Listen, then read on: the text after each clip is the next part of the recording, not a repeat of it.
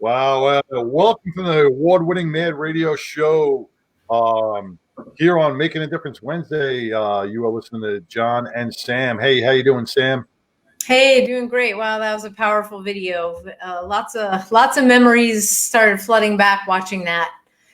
Yeah, we seem, and I hate to say this, but ever since 9/11, we seem to forget the effects that the Oklahoma City bombing had on America back in back on that fateful day, because 9/11 seemed to, because it was an international terrorist attack and not so much domestic. People have seemed to not branded that as a day in history that will forever be remembered. And you know, I hate to say that one tragedy overshadows another one, which it doesn't, and we can't forget about the Oklahoma City bombing, because so many people lost their lives, so many people were injured, and it was domestic terrorism here on American soil. It was one of the biggest attacks of domestic terrorism on U.S. soil. Yeah, at the time, I think that's what was the real gut check.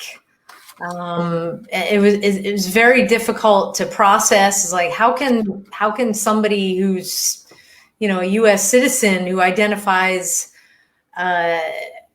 it's still to this day it really is difficult to wrap my head around. I know I'm not the only one. We're gonna talk to our guest about that, and how that kind of it's like the shootings that we had here, the Dallas 7 being perpetrated by a veteran. Yeah. And we all know that veteran was suffering from a lot of mental illness. I think it's fair to say Timothy McVeigh, while he was bright, certainly you could make a case for not so right upstairs, but on the flip side, that's anarchy. Yeah. When we got people that are against our government, or want to take things out on innocent lives, such as what happened at Ruby Ridge or Waco. So when we start acting out against our government, but affecting the lives of innocent souls that had nothing to do with that to me is a form of evil, and that can't be tolerated in our society. Yeah, it's no different than the school shootings. Correct. Columbine comes to mind, but all of those I'll call terrorists. They had the manifestos, they had a certain belief system, and man, were they mad at the world, and they were going to make people suffer. Yes. And it's these huge scale events that make us kind of wake up and say, okay, we're not gonna ever let this happen again. We know more. We're gonna learn from this. And what hasn't seemed to change is the way that our men and women in uniform, the mental strain and the toll that it takes on them, and the post-traumatic stress, whether you are somebody who receives an official diagnosis like you and I and like Chris, and or not, the mental toll, the strain, the everything that we see that we can't unsee, that hasn't changed and won't change. So how do we deal with and really get our heads wrapped around bad things like this are not going to stop happening? We hope they will, but they're not. I mean, that's just a reality of living in the world that we live in. And how do we make ourselves better? How do we make ourselves more resilient? And our guest today, I mean, from the time I moved to Texas 7+ years ago now, everyone's like, hey, do you know Chris Fields? Do you know Chris Fields? I was like, I know Chris Fields from the famous photo, Chris Fields, but I don't know Chris Fields. I need to know Chris Fields. I need to meet him, and so blessed that our paths finally crossed, that we got a chance to spend some time together, and that he is on the show here with us tonight. Because when you put up the photo, everyone's going to remember. Oh yeah, that's okay. Now, yep, there it is. I remember that photo. Okay, yes, that is Chris Fields. John, you have your photos from 9/11. I have my photos that I never in a million years would dream end up in People magazine. So we have this identity based on, there's Chris, there's Sam, there's John.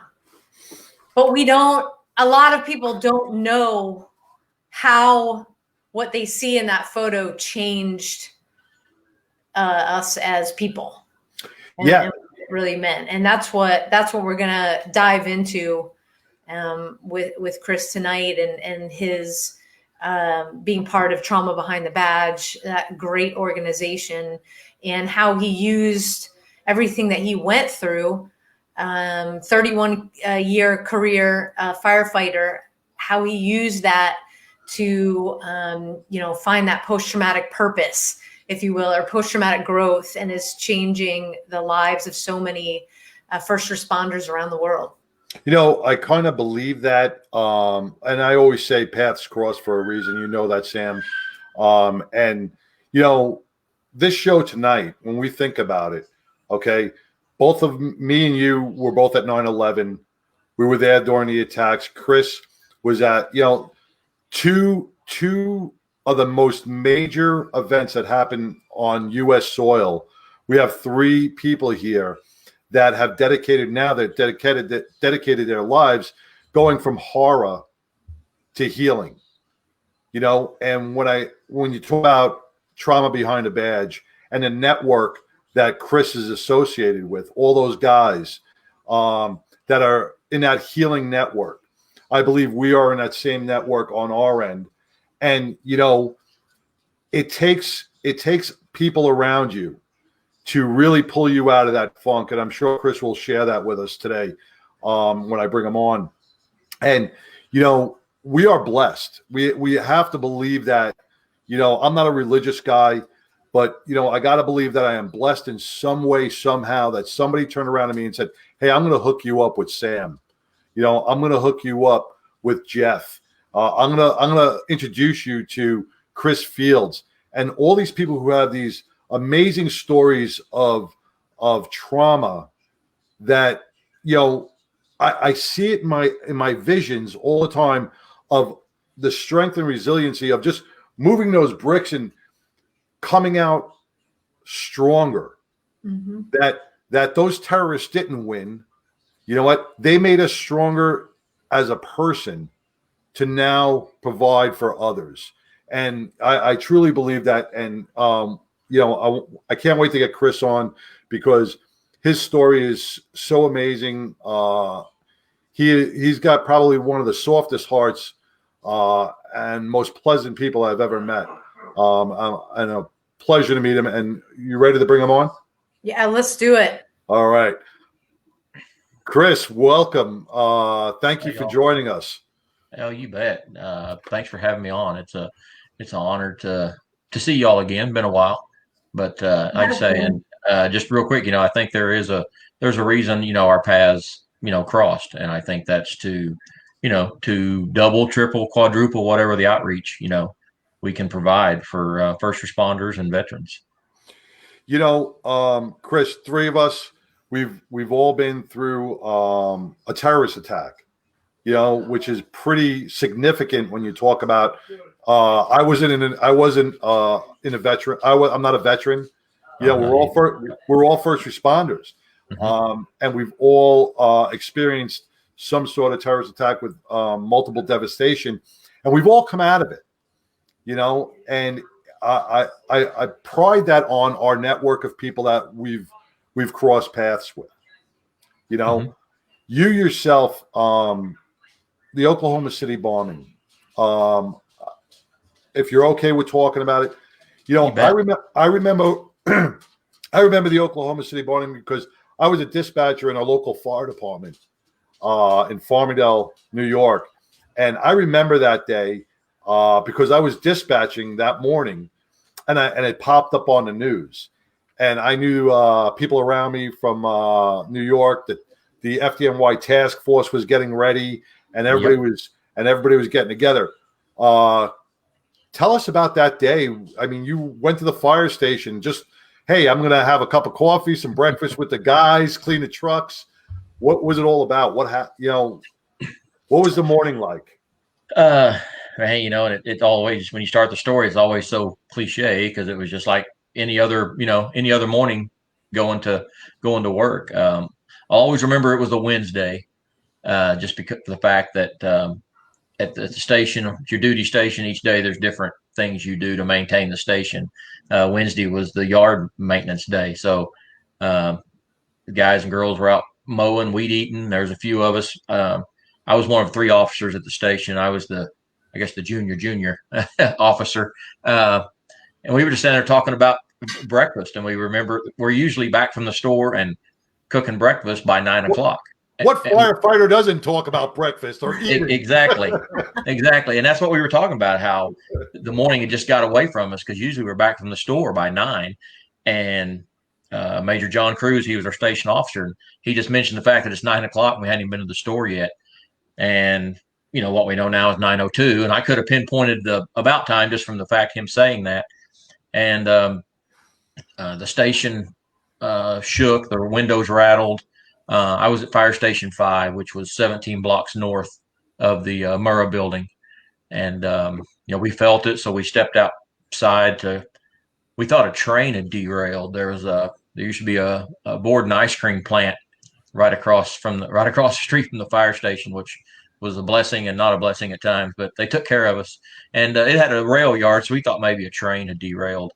So we looked out there and didn't see anything. Looked back towards downtown and saw the large plume of black smoke. And where we were stationed and the vicinity of that, we knew we'd be dispatched. We knew it was something big. So we self-dispatched ourselves. And there was an engine company, a rescue ladder, and I was the officer on the hazardous materials unit that day. And so we all responded down there, self-dispatched. And when we first got there, first thing we did was there was a daycare at the YMCA building, which was across the street from the Murrah building. So we had some injuries there, a few, flying debris, flying glass and injuries, and more people, I think, just walking around in shock than actual physical injuries. Well, let me ask something, because, I remember this from 9/11, and I'm sure you do. You were 17 blocks away, right? Mm-hmm. And, you hear this loud explosion. You're jumping on the truck. You're driving down. You're in the back of the truck. Or you're in the front of the truck. I'm in the front. You're in the front. So when you're pulling up, when you get into a bird's eye view, I guess we would say, or a street view, what's your initial reaction? Going, holy shit! What the hell is that? Well, and on the way. That's why I say, when we set up that triage, we probably didn't see the actual building because, we locked in on this YMCA building. We were there about 10 minutes. And then the incident commander called for Hazmat 5 to come down to the scene. He had an assignment for us. And that's when we really saw the full view of the building. I mean, there was still stuff, we're talking 5-10 minutes after the explosion. There's still debris floating, down, and you're not even walking on pavement. You're walking on, glass and rocks and rubble. And I always say this, and I'm weary about saying it because I don't want anybody to think I take away from any, one life that day lost would have been tragic. But when you initially see that building and see the 9 stories, pancaked down on top of each other, a third of that building gone. And if you'd have looked at me right then and said, we're only going to have 168 fatalities, I would have, there's no way. So I don't make light of only 168, but I say to see that building up close and personal and to only come away with 100, and it's a miracle that only 168 people, lost their lives that day. And it's funny you should say that, because 9/11 was the same way. mhm. And I say it the same exact way, because the paper the next day said 10,000 feared dead. That was the Daily News on September 12th, and to lose 3,000, I was like, man, there were 50 or 60,000 people in that building. Right. You're 100% right when you say yes. The loss of life is terrible, but it could have been a lot more catastrophic.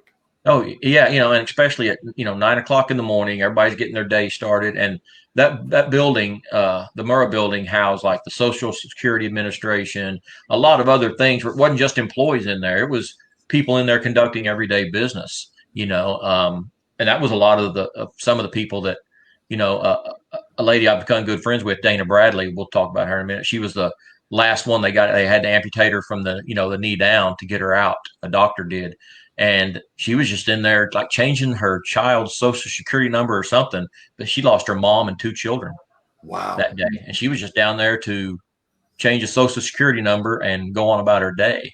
And her sister still having surgeries today, 25 years later from then. So, you talk about the injuries that day, over 700 injured, mentally, physically, and people are still 25 years later, battling those, not only the physical injuries, but the mental injuries from that day. Yeah, without a doubt. And, when I'm sure as a firefighter and being in so close proximity to the federal building, I'm sure you've pre-planned it. You knew what was in that building. You knew some of the things. You knew that there was a daycare in the building. Yeah.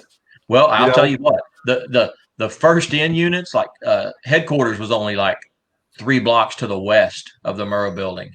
And those did, we knew there was we only talked about the daycare at the YMCA.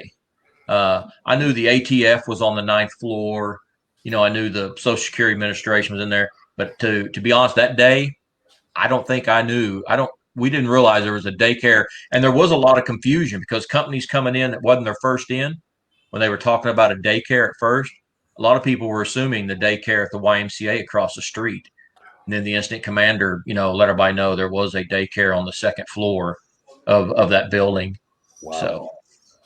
Yeah, a lot of first responders that we talk to, whenever there's a rescue of a child, no matter what the outcome is, Mm-hmm. it always leaves a lasting impression. And, Chris, everybody sees you. And I know when you speak, the picture goes up. John, you want to put the picture up? Everybody knows you from this picture. Mm-hmm. Once you found out that there was a daycare, you talk about how you were outside and somebody, it was a police officer, I think, Yes. someone kept saying, "Hey, I have a critical child here, take us through that," and this baby Bailey in your arms. Okay. Yeah, we had completed that original assignment I talked about, and then they gave us another one. So we were going to the south side of the building, and for the longest time, or until I met him, I kept saying a gentleman, which I would still say that he was a police officer, but I didn't realize he was a police officer. He was off duty. He had to have on a t-shirt and a hat and his gun, but I didn't notice any of that, and I didn't really see where he came from. I didn't see him come out of a door around the building. I mean, it was just like he appeared. And he said he had a critical infant. And I just said, and meeting, his name was Sergeant John Avery. And since that day, meeting John and visiting with him, he told me I was the 3rd person that he approached that said, I have a critical infant. Everybody else just kept pointing and giving him directions where to go. And, in 1995, police officers weren't nearly as trained probably in first aid like they are probably more so these days. And fire department, that's what we did, fires and first aid. And so I just said, here, I'll take her, and why I was the 3rd one and I was the one that took her, my mom will tell you there's a reason, and her faith, that's what she believes. And I just said, here, I'll take her. And I'm looking down at her, and I had to clear, concrete dust out of her throat, and she had an open skull fracture. I checked her for any signs of life. I didn't get any, and there was an ambulance across the street, and so I walked her across the street. And I said the same thing Sergeant Avery said to me. I just told the paramedic, I said, I have a critical infant here, and once I saw the photo, I didn't, see it till the next day. I didn't find out about it till 11 o'clock that night. But seeing it, once I see that photo that's still there, I can tell you exactly what I was doing, where I was at, what I was thinking, because that was right after I told him we had a critical infant. And the IMSA, the ambulance service paramedic, was telling me, well, we're not going to put that baby on the ground because the ambulance was full. They had somebody on the stretcher and the floor and up on the bench seat. There were backboards around with people on them. So he was actually getting a blanket out of the inside of the ambulance to put Bailey on. So we'd have to lay her on the ground. And when I'm looking down at her, I remember not hearing really anything going on around me. I was thinking, wow, I knew she was close to, I had a son at home who just turned 2. He was a little over 2. So I knew she was, relatively close in age. And she had just turned 1 the day before. The day before was her 1-year-old birthday. And I just kept thinking to myself, somebody's world is going to be turned upside down. Their world is just going to come crashing down. And not realizing that thought that I had was going to be replayed 167 more times around that building that day by other first responders. Every first responder that was there experienced that same gut-wrenching feeling I did, because everybody handled somebody, and fortunately, unfortunately, however we want to say it now, mine was caught on film, but there wasn't a brother or sister at the scene that didn't experience that same feeling of knowing, somebody's world is just going to be totally destroyed today. When you just said that, it kind of got me emotional, because I can imagine how you're the mom at this point, and you're holding someone's child. Mm-hmm. I can't imagine the thought process that goes through your head. And, a lot of people out there don't know the training that we get in the academy and through the fire service and through the police department.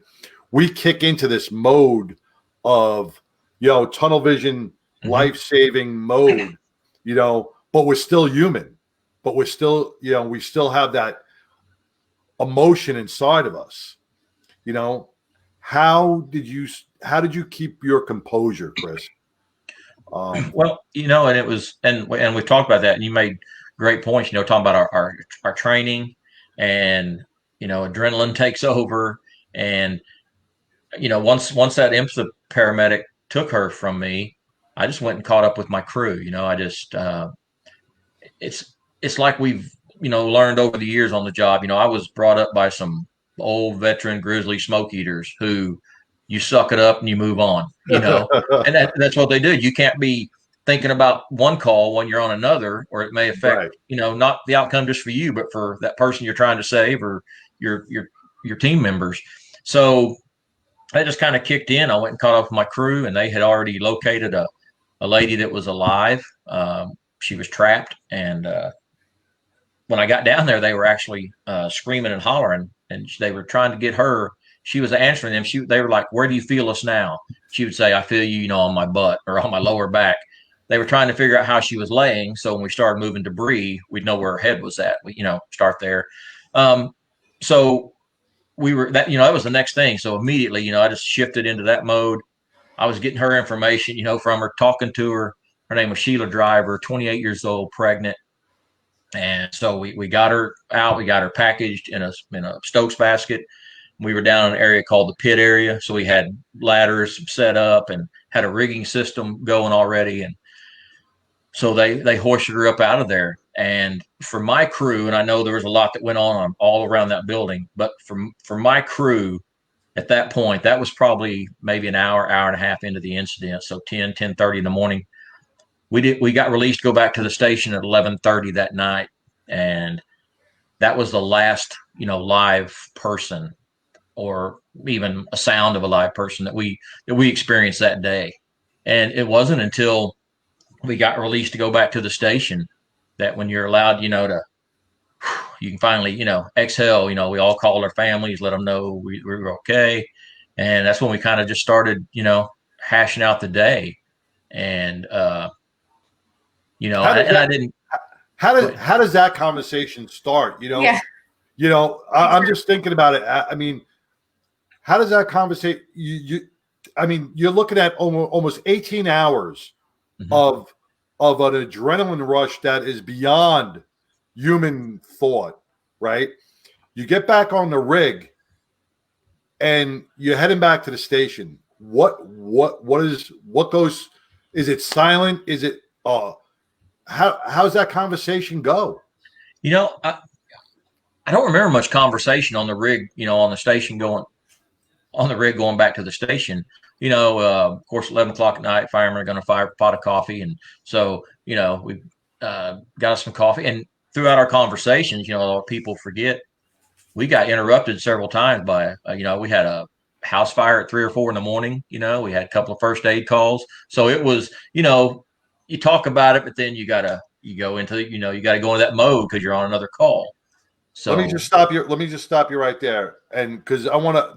This goes to a lot of points that we all discuss in Trauma Behind the Badge and in Badge of Honor with decompression. Okay, you just came off 18-hour adrenaline rush with domestic terrorism, and now you're fighting a house fire at 2 a.m. Yeah, it was about 3 or 4 in the morning. Yeah, had a house fire, and but that was just what you did. That was. Yeah, I know. Go on to the next, right? Yeah, and they talked about how that's why and there's that frustration guys were feeling from the stations out far away that couldn't that weren't there, and everybody wants to take part and help, which they did get everybody rotated down there, but the city's still going on. There's other there's people still having heart attacks and domestic stuff going on and people having babies. I mean, so it was just the city, that area stopped turning, but the rest of the city, just Right. kept, so it was just, and I don't remember how it got started, but we just started talking about that day. I think it was just first, I think then we were still guesstimating a lot higher number than 167, because we were only in a certain part of the building, and some of the images and things we saw, we thought, okay, there's no way that, this is just going to keep climbing and climbing. Because I can't remember at that night, I don't know how many they'd already confirmed, dead that evening, but we just thought that's not even close to what the final number is going to be. And that's when the phone, that's when I found out about the photo. The phone rang, and it was the dispatch office. And a friend of mine named Harvey Weathers was the chief over all the dispatch. He said, "Hey, Chris, did you?" I got on the phone. He said, "Hey, Chris, did you carry a baby out of the building?" I said, "No, Harvey, I didn't carry a baby." I said, "A gentleman handed me a baby." I said, "But I didn't carry one out of the building." He said, "Well, I've had a photo faxed to us here in the dispatch office from the Associated Press. They want us to identify the firefighter if we can." And Chief Mars, who was our chief at the time, of course, it's public knowledge, it's not, they can't not identify me. So I explained, to Harvey what happened and asked the other 2 officers there that were in red helmets with a 5 on it, if they carried a child at any time, and they both said no. So I said, "Harvey, I guess it's me." And he said, "Well, it looks like you, Chris. I can tell by the side and the profile." And I think he might have kind of cracked about my cheesy mustache, or something about, "I can tell it's you." And I said, "Okay, what's going on?" He said, "Well, this guy on the phone says this photo is going worldwide." And I just like, Harvey's a BSer. So I just, okay, click. And everybody's station like, "What was that about?" And I said, "Evidently I'm going worldwide, fellas," and really just kind of in a joking, blow off manner, not realizing what was getting ready to take place the next morning, and the next morning was the other shift came on, and I think a couple of guys brought in like the USA Today and maybe the Dallas Morning News, and it was on there. We were watching the morning news shows, and they were talking about the reaction around the world to the bombing because if you'll remember that first 24 hours, everybody thought it was international. Right. You know, they thought it was Middle Eastern involvement. I mean, that was just, well, that was the first domestic at the time. Yeah, you know, yeah, we really didn't know domestic terrorism back then, and we didn't think domestic terrorism had the capability of doing such damage. Right. And the fact it was in Oklahoma, you know, everybody was like, right. Everybody's still really confused. So they were showing the reactions around the world in all these newspapers and all these different languages, but every one of them had that photo on the cover. And my first reaction, I remember thinking, was like, I wonder if that family even knows. You know, I thought, a mother's going to know. You know, a mother would know that's her child. Right. And so that was my first reaction. It's like, surely they don't just. And I don't know anything about the media. I don't know how. I said they just don't start circulating that photo without the family knowing, or knowing that their child's, dead. And that was one of my first concerns that that hit me that morning. And then my life for the next 2 or 3 weeks just kind of became a whirlwind. I still went to work. I did interviews when the Chief John Hanson, who was our public information officer at the time, if they would call and say, hey, so-and-so, I would say, that's fine, but I don't want to do it while my crew's at the bombing working. So either after my shift or before my shift or something. And, so it was just a whirlwind, doing interviews. And I met Bailey's mom, Erin, the very next day, that Thursday.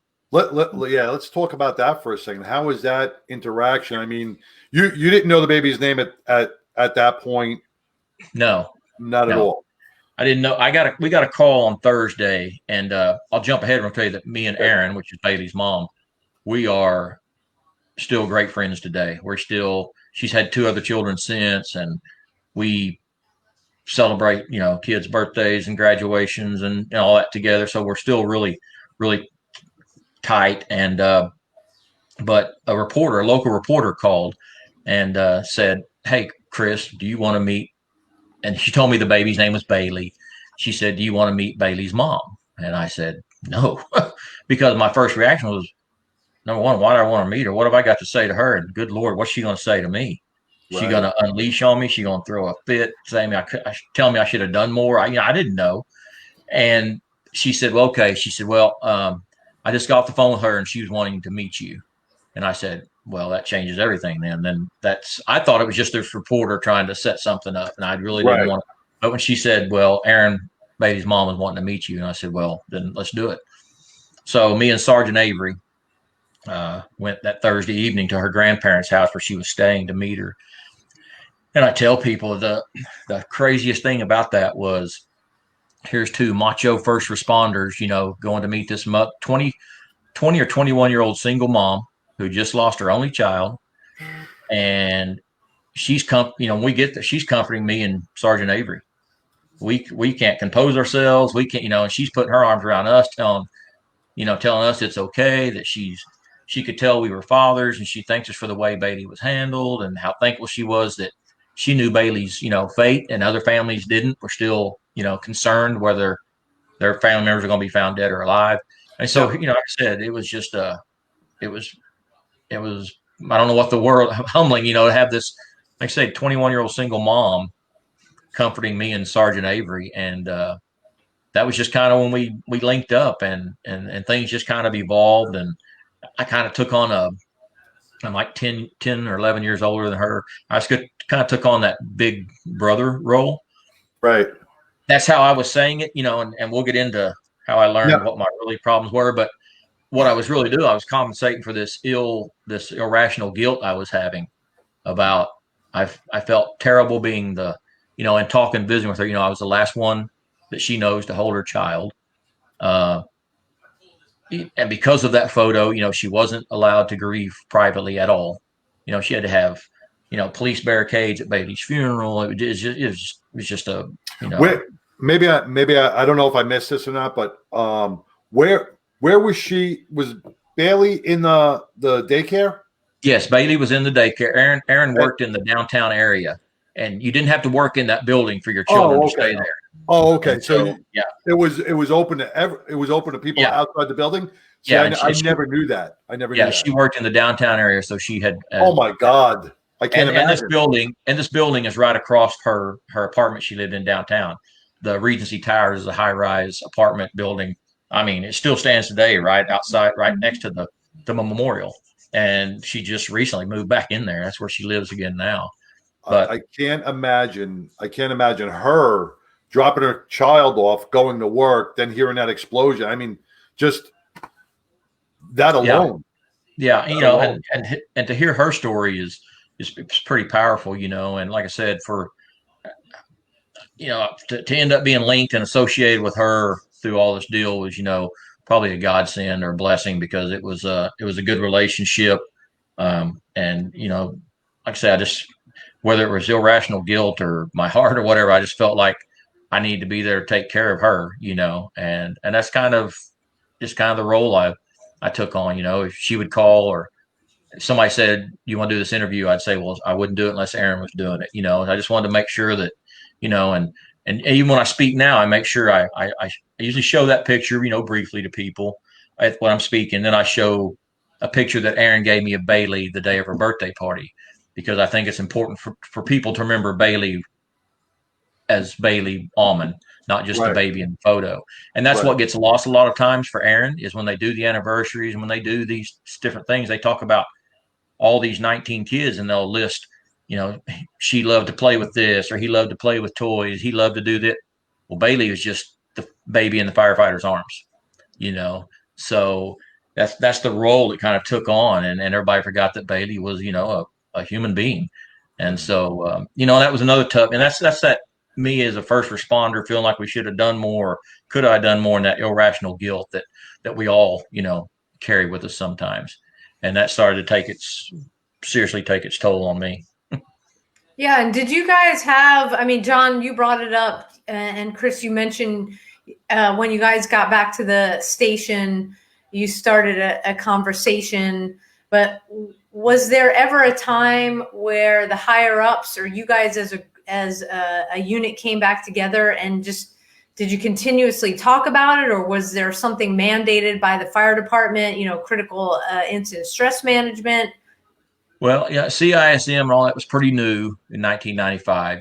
I think we'd had our own team set up, but I don't think we did the first night. I don't remember, but I know nights after that we would go through this debriefing deal. They had a whole other city set up at this building. We go in there and get meals.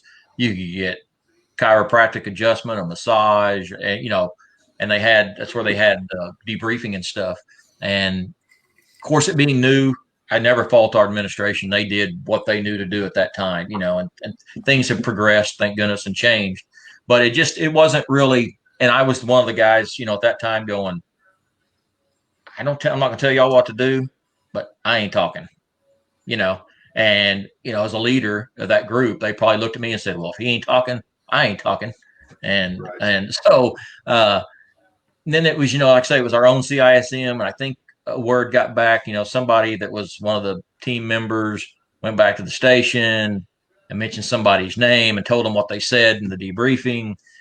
And once that got out, it kind of spoiled a lot of any good that was going on. So, they did what they knew to do at the time. It was all pretty new, and but there was really no formal. We're going to go here, and there wasn't even that option of you don't have to talk or you do have to talk. We just everybody just pretty much avoided it when it was. Yeah. I'm still amazed. You guys got back at 11 o'clock at night that you had a house fire at 2 o'clock in the morning, and it was business as usual. And I agree with you, Chris. It's that it was a time, nobody really knew critical incident management or any of that, and it was like, well, you just keep doing your job. But now, it's like smoking or asbestos or anything else. 20 years later, we see the effects of what we should have done back then. Right. Well, yeah, and it's something, I carried with me for, 95. It was probably 8 years or so of just kind of burying stuff and living everyday life before I finally had that trigger that kind of sent me back to that day. And then, it was 2007 or 8 before things before the wheels fell off, finally. What And, was the aha? What was that aha moment where, you went 7 years without, being a class, yeah, being a trigger. person. Yeah, the 7 years trigger. bearing it. You know, Yeah, exactly. What was it? What was it? And at that time, it was, I look back and I did such a good job of hiding it from my work, but I wasn't hiding it very good at home. But because I was more concerned, with what they thought about me at work and my legacy at work, and then I was my own home life and my friends. But it was, we were going to put a pool in the backyard, or we did put a pool in the backyard, and I was helping the guys bust out part of our patio, run a jackhammer, busting out concrete, and it started to rain. A lot of people don't know it rained the night of the Oklahoma City bombing. So I caught a smell of wet concrete dust, and it took me back to inside the building. And it wasn't like a knee dropping, I freaked out, nothing. It was just like, that was in my head the rest of the day going, God, it smelled it was identical. And that's when I can say I really noticed that it got harder and harder for me to hide, my bouts of depression and my isolation that I was craving at times, and, quick temper over just the dumbest, smallest things. That's when it started to really, I noticed that it really got worse. And I wasn't even concerned with hiding it at home, but I made sure everybody at work thought I was still the same old, Chris Fields that could handle his job. And, that went on for, golly, a year or two, and it started affecting my home life. By now I had another son by then. And, it came to the point where my wife said, get help or get out. And I chose the path of pride and ego and said, I'm out of here. I let pride and ego tell me that, she's not going to tell me what to do, and evidently she did. I got out. So, but, I look back, I'm going, I don't mean to laugh. I don't mean to laugh. Yeah, I know. Yeah. But, so anyway, and that's when things just, the wheels really started to fall off, and it became, I was pushing away everybody that was reaching out to help me, friends, my wife, my sons, everybody, family. Those were the people I was pushing away, and I was drifting towards everybody that was in the same shit show I was, and they were going to tell me, hey, yeah, going, hey, what you're doing, man, you do what you want to do, that's it's how you should feel, and do what you want to do. And so, because they want you in their world, too. So they're going to tell you what you want to hear, not what you need to hear. So, and there was, I got into heavy drinking more than I ever did, and taking antidepressants that a doctor friend of mine was giving me, anxiety pills. There was extramarital affairs. There was just, you name it. I was the poorest example of any kind of husband, father, or friend. For that, we were separated like 16 months. And, there was divorce papers filed. Neither one of us ended up signing. And then one day, I've always said, and I have to say I'm pretty much a liar, because I used to always, when I first started, I'd say I was never suicidal. I never sat down and planned out anything. But I got to a point to where really the career and everything was, I thought I had that under control. Now I'm dealing with the humiliation and the stuff I put my family through. That's as hard to deal with as the stuff from the job. So anyway, I drinking enough alcohol and taking enough anxiety pills, antidepressants, what can happen. I've been on enough accidental overdose calls, but that was my way out. I thought, everybody can start fresh. If I drink or take too many here tonight, everybody can start fresh, and that's how concerned I was with what people thought about me, that I wanted to make sure if I did do it, it looked like it was accidental. I didn't want to think I still wasn't in control. That's how egotistical I was about what people thought about me at that time. Well, let me ask something. Let me just stop you right there too, Chris. Not egotistical. When you approach that rabbit hole and you start to wean yourself, start slowly going down that rabbit hole, and I've had it too, where friends and family and people would come up and they would say, "Hey, you're fucked up, man. You have an issue." Let's call it what it is. We don't see it. We don't see that as an issue. And, we're going down that rabbit hole, and it's everybody else's problem, but it's not our problem. So I don't think Right. it's egotistical. I just think it's the darkness that surrounds us, and we're like, no, Right. I know we still feel good, but Yeah, we and can't take the advice of others. right. And I always like to tell people, I don't sit here and say, those were all conscious decisions that I made. I don't say, well, PTSD made me have an affair. PTSD made me not be there for my sons. Those were you do get to a point because you're so mentally distraught. You get to a point where you don't care anymore. You don't care about the consequences. I will say that. But all those decisions I was making were conscious, sober decisions that, but if I was just to a point to where I didn't care anymore. Right. And I was just going to do what I wanted to do. And if I was here, I was here. And if I wasn't, so what? Everybody could start over. But that next morning, after I had those thoughts about, if I'm not here, I'm going to take this, knowing what could happen, I woke up and I thought, I was laying there in the living room floor of this little apartment I was living in. And I thought, okay, I'm 40 something years old at the time. I thought, there is no way this is my purpose in life. I've made too many calls on these type of people laying there going, and in my mind going, dude, get up, or lady, get up. There's more to life than just laying here feeling sorry for yourself. And I was replaying all these things I thought in my mind about other people we made calls on. I was thinking there's more. So I called my wife and I said, I want to come home.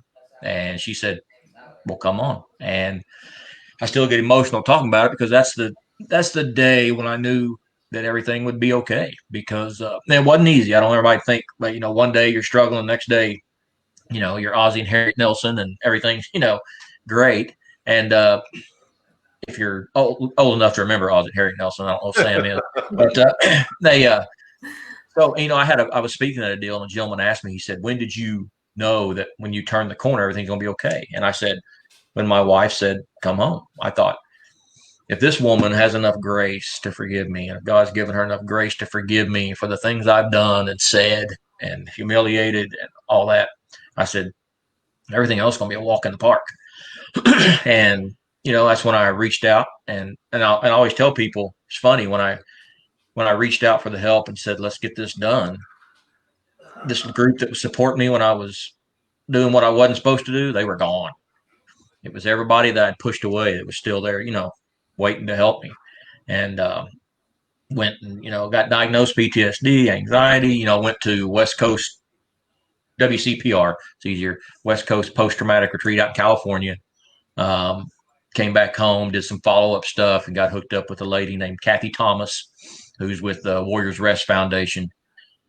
She had a private practice in Stillwater, Oklahoma, and man, she's a superhero. She introduced me to EMDR, and that therapy just it saved my life. And I always tell people, when I always thought, okay, if I can just get past these issues of what I did to my family, I know I've been forgiven by my family, by God. I can't forgive myself, and I still struggle with that some days, But and I thought, well, it's a bombing issue, because that's all I'd been told. I've been seeing people say, "What's the bombing? It's the bombing."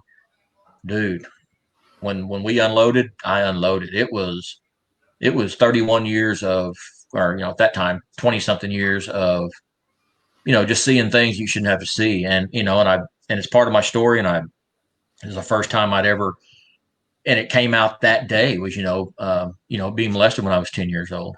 That was something I had never, ever, nobody knew, just me. And, but when I unloaded that irrational guilt also, man, that opened up the door to get through everything else. And, we lost three firefighters in a house fire when I had 3 years on the job. One of them was a rookie school buddy. One of them was one of the mentors, and the reason I got on the job. I mean, just, car wrecks with, and that's the thing. It's not always the big national headline making traumatic calls. It's just the everyday wear and tear of just the beat down. Yeah. You make a 80-something-year-old gentleman who died in his sleep. You make him in the morning, and in your mind, you're going, I had a great life. He had all these, in a specific case, he had all these medals from the war on him. I thought, what a great life. Well, his wife walks up to me and puts her head on my shoulder and says, I don't know what to do. I woke up with this man every day for 60 something years. And I tell people that's as traumatic as, I mean, that's traumatic because now you feel like we pride ourselves on getting there and making a bad situation better. And when we can't do that, it affects us. We take their trauma with us. And that's not to mention. We bear that. What do you say to a woman like that?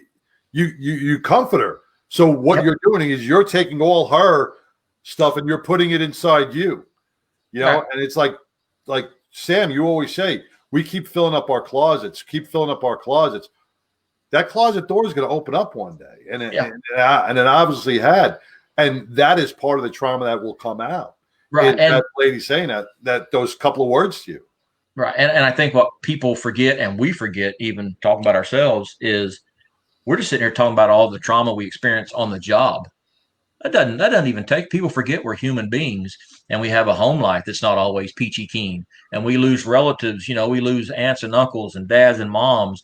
And so we've got that trauma. You go to your grandmother's funeral on Sunday and Monday morning, you're back at the station at 0700, making a 80-something-year-old lady, trying to do CPR and bring her back. And you just buried your 87-year-old grandma. I mean, things like that. We forget that, that we're first responders, but we're human. We're people. We're human, There's that. We're first responders, and then we're behind, like your shirt, trauma behind the badge. We are people behind our badge.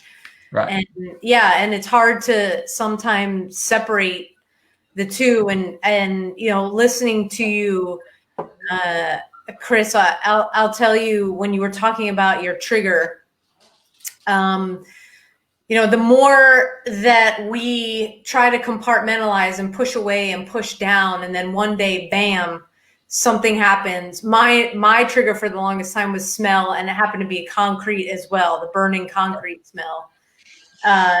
John had for many years, John was like, I'm good. And then, 2 years ago, John at Reverchon Park in Dallas. Yeah, I remember you telling that. With the building implosion right before the 9/11 Heroes Run race. A great time. Thank you, City of Dallas, to this day. It's that we have whatever the trauma or traumas are, and we keep going because we're trained to keep going, and we keep pushing down. And then sometime in the future, and it could be upon retirement, we all know that from the work that we do now and the folks that we meet, it could be upon retirement where truly you're not reporting to the station anymore. You don't have that mission. You're sitting on your couch, or your lazy boy or whatever, you're out fishing, and it's like, what the hell is going on? And your whole world turns upside down. Now, from an outsider's standpoint, from friends, from family, it's that slow decline that we all have been told we were all on. We were like, one day I just woke up and all this shit was going on. It's like, no. And I think when you make the decision, whether you're forced to because you're going to lose your family or whatever the situation is, have the courage to get a hold of this early. Because if you have to unpackage, Chris, in your case, God bless you, 31 years. 30, actually more than because your family stuff. And thank you for being so open with us, talking about, what happened when you were 10. I mean, when you have to unpackage that, it's exhausting. And I can, when we do, a badge of honor, and we've got a workshop coming up on Friday, for people to hear who maybe haven't gotten help, that are like on that edge, like, I think I need help, but I'm not sure. Let me check out this workshop or this lecture, or let me listen to Chris. And when they hear that you're unpackaging like everything, that can sometimes be overwhelming to somebody that will make them go, yeah, I think I'm good. Yeah. What would you say to that first responder who might be listening tonight to all of us and all of our shit that we've gone through, who's going, yeah, I don't want to unpackage 20, 30, 40 years of stuff. What would you say to them to make it worth it to do that? Well, first of all, as first responders, it is a calling, I think, and it's what we do. It's not who we are, and that's tough to differentiate sometimes. But I would just tell them it's like dealing with any kind of substance abuse. They've got to want to do it first. You can't force anybody to go get help. And trust me, when I went in there and started my EMDR therapy, that was not on my list of things to unpack. So like I say, I think you just have to go in with an open mind, saying, I'm going to get better. And if it takes that really wasn't even in my thought process at the time. But when we started going through stuff, it was, I think she felt that I was wanting to get something out. And so I think I would just, and I did go, I'll tell you, I went few times just to get people off my back. Even though I wouldn't feel like going someday, but I would go. And I think Kathy could tell when I was participating and when I, for myself. But one day I just, when I went in there with an open mind saying, okay, I'm going to do what it takes to get better. And that just happened to be part of the deal. I didn't plan on it. And so it just happened. And I always like to tell people it's not easy, not going to lie and say it's a piece of cake. You just walk in one day and walk out and you're great. And, I think that was 2011, 10, before I was, done with everything, treatment, diagnosed. I went back and finished my final 5 years on the job. But even today, I still have days, so I don't want people to think that once you go and you unpackage all this, you're never going to experience it again, because that's just not how it is. I still struggle with forgiving myself for the things I put my family through. Every now and then I'll, think about a friend on a call or something. But it's the way I deal with it now. I don't go into isolation. If I feel like I got to have a 20-minute cry by myself, and I'll have a 20-minute cry by myself. I don't fight it anymore. I don't fight it by drinking or call my buddy, say, let's go have a beer at the strip bar this afternoon. I don't, Right. Those aren't my vices to handle it anymore. But what both of you just hit on some key points. Sam, you turned around and said, do I need help? Should I ask for help? Right. And now you're, and Chris, you're coming out with saying, I'm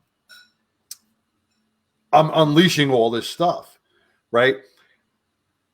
A trauma is a trauma when we look at it, okay? If it's the 86-year-old man that you perform CPR on, right? Or if it's the devastation of the Oklahoma City bombing, right? It still takes our minds as human beings to process a death, an injury, a trauma to another person. So when we turn around and say, do I think I should ask for help? Do I need help? Okay. Yes, you do. Because what happens to our first responders is we become callous. We think we become callous.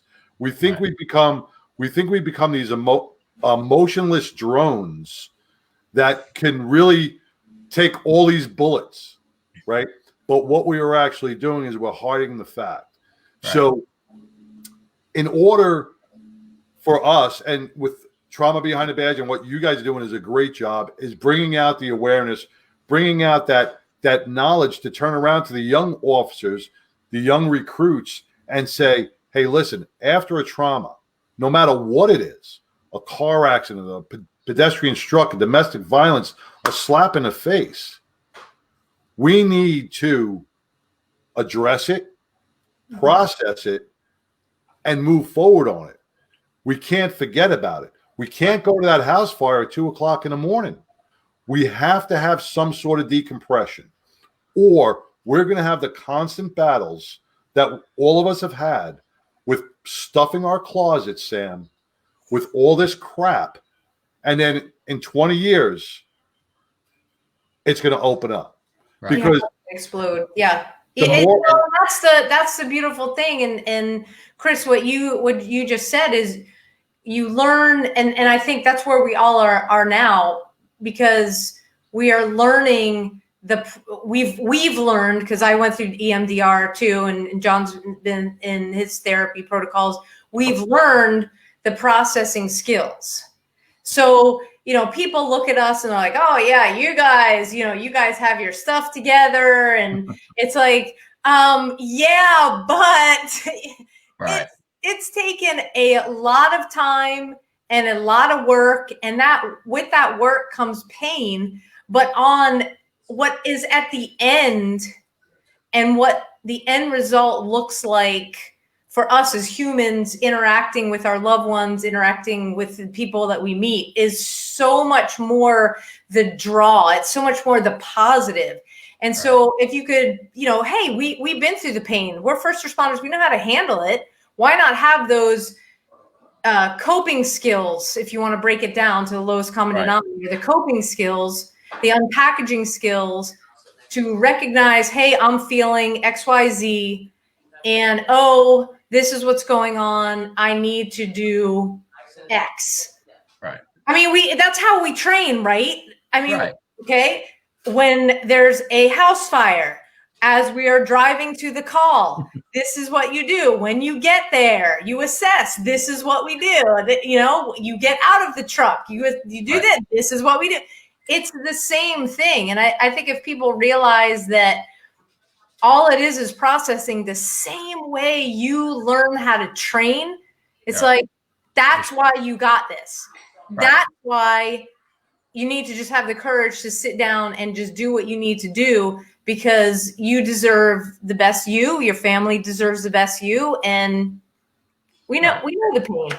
And I think it's important to tell people, what we do at Trauma Behind the Badge and what y'all do, that we're not trying to convince people or tell people you're not going to experience trauma. You will. In this line of work, you will. We're not saying you won't be diagnosed with PTSD. You may not, you may or you may not. What we're trying to say is, let's learn to address it before don't wait until the wheels fall off like we did. You can, don't wait until the wheels fall off. That's my message. Is there's ways to handle it, and yourself. When you're different. When all of a sudden going to play golf with your buddies just doesn't interest you anymore. Well, something's going on with you then. To me, there's something. Chris, there's something going on a little different. Let me ask you something. Let me ask you something. All of us, right? With our knowledge, let's keep what we have now in our brains, right? And reverse 20 years, right? Let's do that. And now let's put Sam, myself, you, Chris. Let's grab Doug and Chris, and let's go to the fire station, and let's be responders. Let's be first responders with the knowledge we have now, right? With the knowledge we have now, what do you think the conversation in the fire truck coming back to that firehouse is going to be like? Oh, it would. And you bring that up, and I want a little story real quick. And I don't tell this to toot my own horn or blow my own air horn or however a firefighter would say it. But when you're talking about going back 20 years, how things would be different. Yeah. Well, when I came back from treatment and went back to the rigs and got my own station again, we sat down and I told everybody at that station where I'd been, what I'd gone through, what I'd done. I mean, everything. And I think them knowing that, it helped open up conversations. We know we didn't have, big breakdown, kumbaya moments and, all that, but it made it so much easier for somebody to bring up and mention, like maybe that call messed with them a little bit, or, after 4 days off, come back to station and, a guy might say, man, I was kind of thinking about that car wreck all 4 days off. That's just something that I hope the fact that I went in there and just was open and honest and said, this is where I've been, this is what I've done. So I go through, you don't have to wait until, you're getting ready to lose your career and your family before you do something about it. And I think I think that plays into what you said. Yeah, we go back 20 years and know what we know now. It'd be, I'm hoping in 20 years, it's going to be that way, I hope it's more quicker than 20 years, but. Right. Yeah. But like what you said, you still, all your traumas, you still have your battles, Mhm. right? You still have your daily battles. But because of the knowledge you've gained through the networking skills, through trauma behind the badge, and your circle of people, right? Mhm. Like Sam says, your coping skills have increased. So you know how to deal with those battles. You know how to fight those battles on a better level. Right. Okay. Well, no, I was gonna say, and a large part for me is a couple of guys that I retired with. We still get together. We haven't lately because all the COVID regulations and stuff, but we still get together once a month, once every 2 months, have breakfast, just check on each other. And and you mentioned, I know y'all are probably the same way, but with the trauma behind the badge team, I may get a text at 6 in the morning, and it may be Doug or Raul or Scallon, and just saying, hey, just lost a buddy, struggling, and we just text back and we got you, bud. I mean, so just to have those people around you and learn that it's okay to tell somebody that you're struggling with it. I mean, it's a huge resource. Well, that's just exactly it. When we talk about the human brain, that really doesn't process till the age of 25, maturity. But we're giving people guns and badges and putting them in traumatic situations. That's just guys. Yeah. Yeah. It was closer to 30. Our minds are until like 28, yeah. Yeah. But really, your mind doesn't process really mature until 25, right? So we're turning around. We're pumping guys out of the academy, fire, corrections, PD at 21, right? When they can't even process getting laid, right? but we're telling them you can handle these traumas when they can't even process the simple things in life. And there's the thing. Sometimes they're not even talking about the traumas. It's all about being in the best physical shape you can be in, and so they're not even talking about handling trauma. They're talking about, you're going to go out here and you're going to get the bad guy. Or you're going to go out here and you're going to put the house fire out. They don't tell you you're going to see two kids under the age of 7 burned up. They don't tell you. Right. They don't prepare you for that. Now, I see a big momentum change, because even now, like Oklahoma City, when they have a rookie class, it's only a day, but you can't complain. They have a day of where they talk about mental health, and me and a couple other guys that have been through some things, we get to go in there and talk to the rookies. And so I see that, and I see that kind of going across the nation for everybody, that it's, are there still some chiefs and administration people are in denial? Yes, because they have that mentality. Well, I don't want 50 guys knocking on my door saying I got the PTSD, I need off. They think it's just something like a cold. You catch it, and, you need off, so you go get some medicine. But and that's where it all starts, at the at the top. Yeah, and a lot of those old timers are going and retiring, and hopefully we will be bringing in a newer generation. And I don't want to say more sensitive, because it's a hard balance. Right. Yeah, you want to be sensitive, but too, you got to be stern. And it's a juggling act. But I hope through your work and our work together that we can change some of that, and really put the coping skills into these young rookies that are able to turn around and say, I can breathe through it, like John Edmondson says with Healing Springs Ranch. Hey, just put my hand on my chest and breathe through it. And anybody listening, this is just a metaphor. Please don't take this serious, but you know what? This is a lot different than this. Oh, definitely. You know what I'm saying? So when we look at but the trauma is still the same, right? The pressure in the chest is still the same. The coping skills are different. Right. Okay. This is, I'm gonna be for this afternoon. I'm gonna make my way through this battle. This is, I'm giving up on my battle. Right. So there's a difference when we iron it out, and that's what we have to let these kids know. We have to let the younger generation know. And I'm glad you're going to the academy, because they will understand what you have to say to them. Yeah, that's great. Right. Yeah, that's great. I agree. And shows like this, that y'all do, things like that to bring awareness to it. And the more, it's kind of a bad way, the more that it's commonplace, I guess, the easier it is to, to talk about it and to reach out. And I just what I tell them, if you think you're not going to, every emotion you're going to have on this job is purely normal.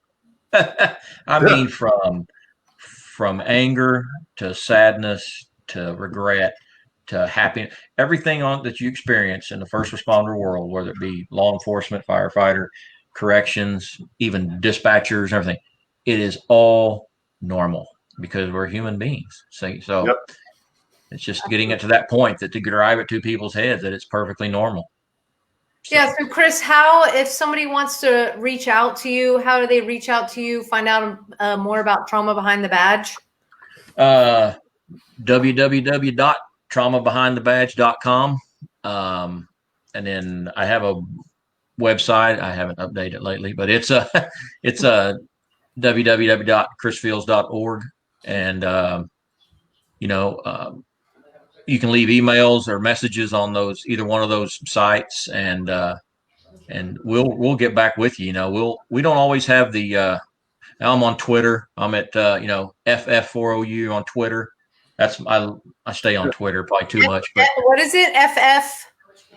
It's FF and then the number 4 OU. It actually stands for Fields Family 4 OU. We're big OU fans. And so people reach out, and I'll tell you, and I'll be the first one to. I'm not even close to having all the answers or knowing all the answers, but I know somebody. And if they don't know, they'll know somebody.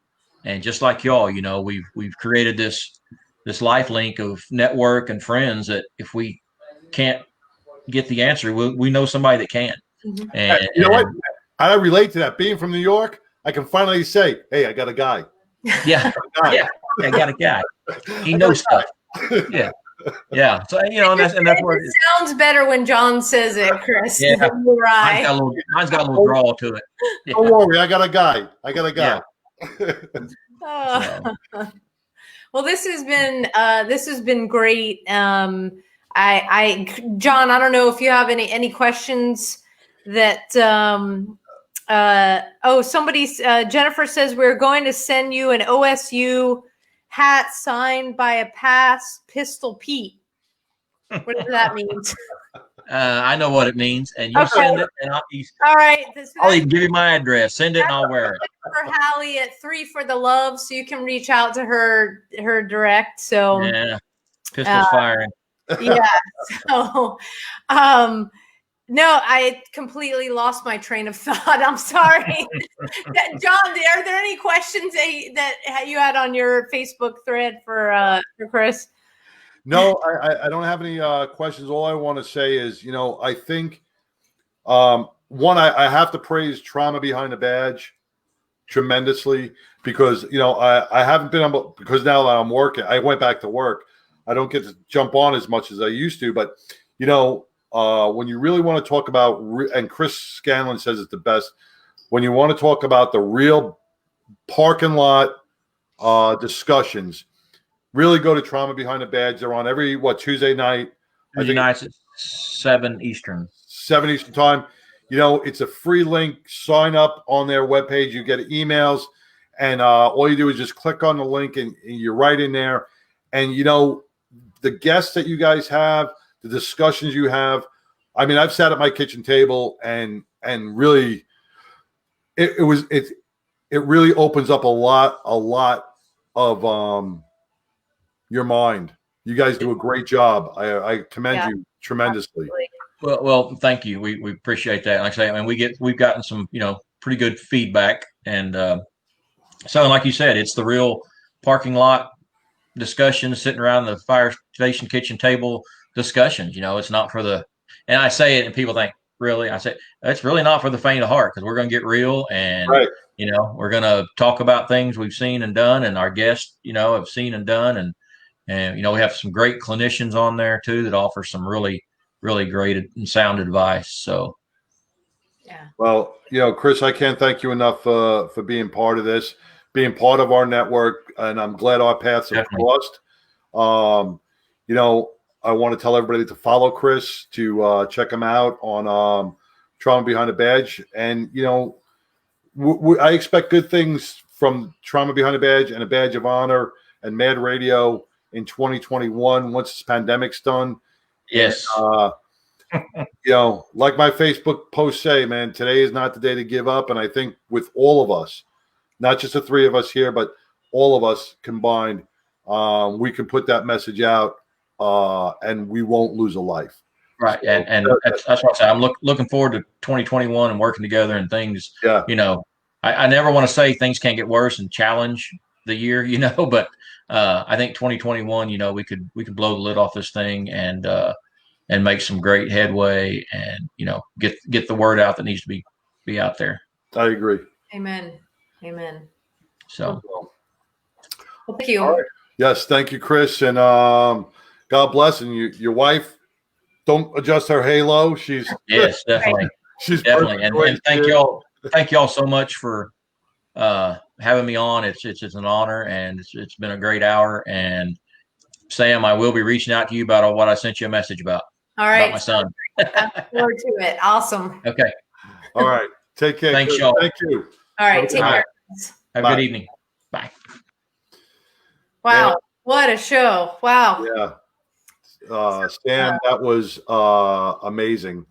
That was really amazing. He is a great storyteller.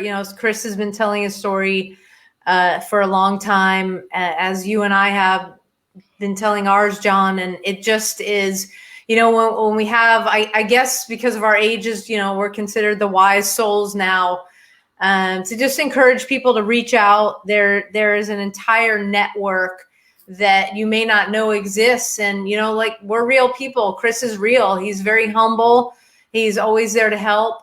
And, speaking of help, if you are active on the job right now, if you're active first responder, there's still time to register this Friday in Garland. Thank you, Garland PD, for sponsoring a Badge of Honor Healing Our Heroes workshop. We have got 8 hours. It's packed. We got no more stuff to put in it. It is packed. The timeline has driven you crazy. Oh my gosh. The timeline is done. Everybody's been contacted, and we have enough for 2 days. That's how much we've had to condense stuff, move stuff around. We've got amazing guest presenters at this workshop. So it is, again, this Friday, December 11th, from 8 a.m. to 4 p.m. You do have to be an active first responder. Visit abadgeofhonor.com. That's the letter A, badgeofhonor.com. And you just scroll down on the page, you'll find the registration link. And the best part about this 8-hour day, besides learning those skills, tools, tactics that we talked about, you get fed. Because, come on. We got the coffee, we got the breakfast, we got the lunch. Thank you, Patriot Sandwich, for catering the lunch, and Perimeter for sponsoring the lunch, and 3 for the Love for picking up breakfast. Guys, we got you covered. So come on out. It's an incredible day of learning, and I actually have kind of a surprise that we'll talk about off camera. I just found out about it tonight, a surprise guest. And, like John always says, today is not the day to give up.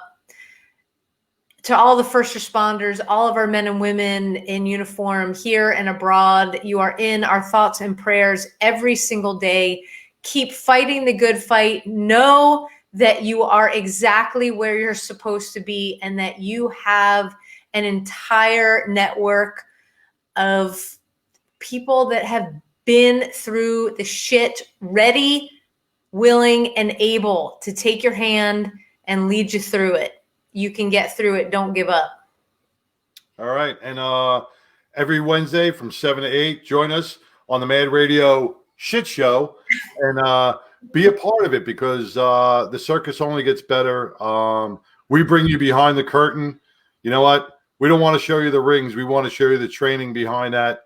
And that's where you get the real look of our first responders, and that's where the healing begins. So stay blessed, stay well, and Sam, I'll talk to you soon.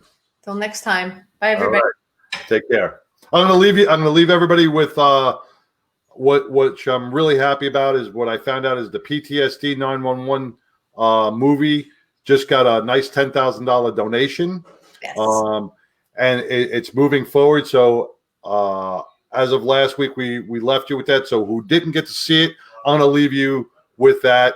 And if you can, visit the website PTSD 911 and donate $5, $10, whatever you can. Send it to your big corporations.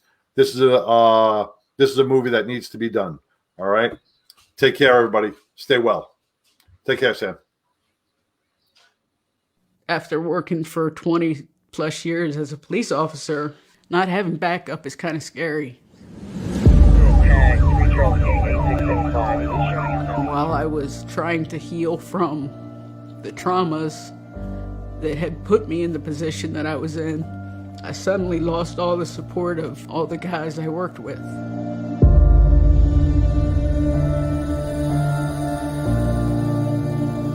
Just because we don't see it doesn't mean that we don't picture it in our head. I never thought that I would have to deal with that type of call, and I was not prepared.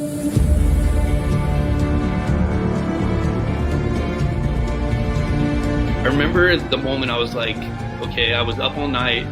It was just trauma after trauma after trauma. You know, the novelty of the job wore off really quick.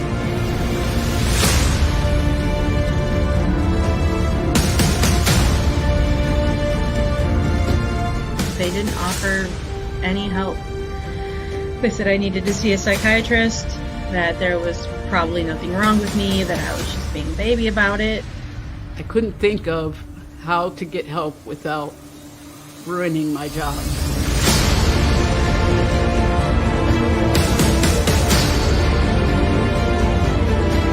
I know personally, on many occasions, that a police officer can go in and ask for help, and the chief will fire him. They forced me to resign because they just could not understand how that could have affected me since I was just a dispatcher. I just thought to myself, if I can't do this job, what can I do? What else? I put all the eggs in this basket. Who am I if I'm not a firefighter? I have, 4 years till retirement, and I gotta be okay, and I gotta make it.